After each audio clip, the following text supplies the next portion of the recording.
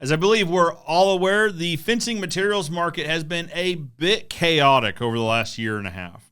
So to try to answer how we got here, where we even are, and when it might get better, I brought on Tony Thornton, who is the executive director of the American Fence Association, to talk about his latest report of the state of the industry for the fence installation industry.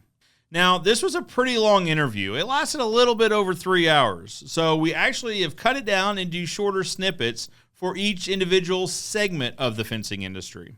In this segment, Tony and I discussed the issue of labor, which, if you've been watching the news at all, you know impacts almost every sector of the economy. So we talk about how it's impacted the fencing, both on materials and install side, and is it going to get better? Guys, as always, if you find this content helpful or educational, go ahead and give it a like. Also, did you know that 94% of the people watching this video right now aren't subscribed? That means there's a pretty good chance that you're not subscribed. Take a quick minute and look right below this video. If that button is red, hit subscribe, and when you do, hit that notification bell so that YouTube lets you know each and every week when we have new content available. All right, with all that being said, let's dig in to this week's segment. This is Joe Everest, the fence expert. My family's been perfecting their way of building fence for over 60 years, 3 generations. While there's more than one way to build a fence, I'm here to share with you our way.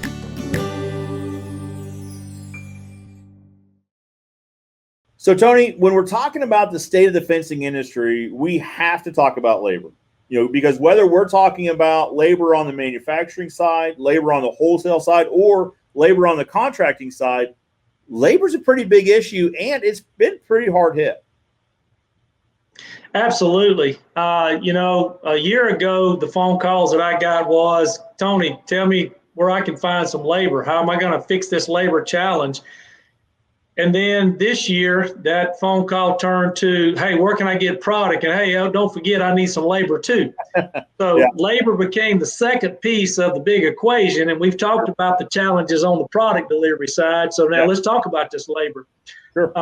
Our industry, like you said, as well as any trade industry, it's been difficult. It's been a challenge. And I've told everybody from a labor perspective on the contractor level, your best bet is to train within, grow from within, and ask those people from within your company to find good candidates to come in and take over that have the same work ethic and attitude that those individuals have. Yeah. Now let's talk about this from the overall fencing market standpoint. Okay. It doesn't matter if you're a contractor that's challenged for labor, or a supplier, a manufacturer, or whatever the case may be. We've been impacted tremendously by a labor shortage, okay, more so than any time in my 60 years of living, okay? I'm 60 years old, and, used to, I'd put a help wanted sign in the window of Jeffco Fence Company in Pearl, Mississippi, and if it was, if you could pass a drug test and you had a driver's license, man, I'd put you to work. Yep. Well, now I can't even get you through the door.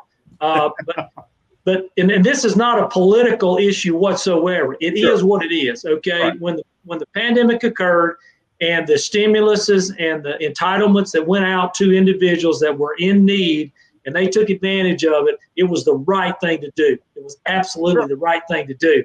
In my opinion on it, and I'm telling you, I'm not an economist and I'm not a political viewpoint guy, and this is definitely not maybe an AFA perspective. We kept it too long. Okay, we kept paying way too long. Joe, you and I had a conversation about you trying to hire somebody. A guy says, man, I can stay home and make more money than that. Yep. That's reality, people. That's reality from the top all the way down to the bottom. Okay, yep. So we've got to think how we're going to go about this in the long term. But what that does is that places that challenge on everything that we've talked about, in the other segments of our market, the industry, the wood, the chain link, everything. It's mill personnel. It's people on the line of weavers. Everything that we've talked about has a labor challenge right now. Yep. When I drove up to Nebraska and Ohio this year, I saw more help wanted signs in windows than I'd ever seen. And folks, it wasn't that little 8x12 window sign, help wanted. It was 6 and 4x8 pieces of plywood, man. Just show up. I'll pay you. I'll give you an iPhone if you'll go to work for me 6 months. It's ridiculous. And I hadn't got to tell you guys as much, but what I'm trying to get a point to across to you is that this labor shortage, this labor challenge that we are in is not going to be fixed until these supplemental packages are over with and done. And people have to go back to work. And we've got a tremendous workforce out there, but when you can make more stay at home than you could going to work, I mean, it may be different from you and I. We're business owners or we're those entrepreneurs. Man, I'd go dig a ditch and fill it up if to make $1. I'm not going to sit idle. Idle hands is causing problems in the world. The long story short, labor is one of the biggest issues of some of the production challenges and product challenges that you've had over this last year. End of story. There's nothing else you can really talk about.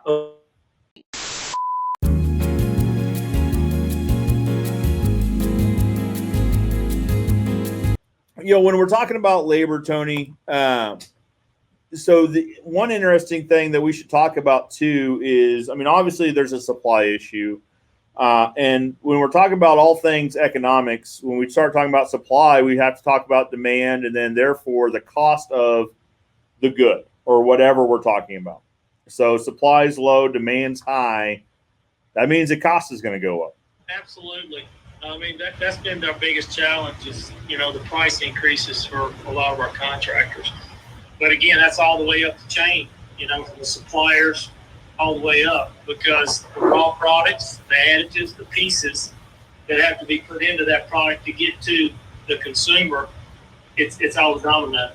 Yeah, absolutely. And so what I was saying before was that we're having that conversation with our clients now and saying that, hey, we just got through material increases and we're still getting material increases. Don't think those are over yet, but now we're also going to have labor increases. So our prices are going up yet again. Yeah. Now, guys, as I said in the beginning, this is a multi-part series. We took about a 3-hour live interview and cut it into separate snippets and categories for different styles of fence. If you haven't watched the other videos, be sure to watch them now. And also, if you found this content helpful or educational, please consider giving a like. It really helps our channel, and it's absolutely free on your end. But for now, I'm Joe Everest, the fence expert, reminding you that good fences make good neighbors. And we'll see you next time.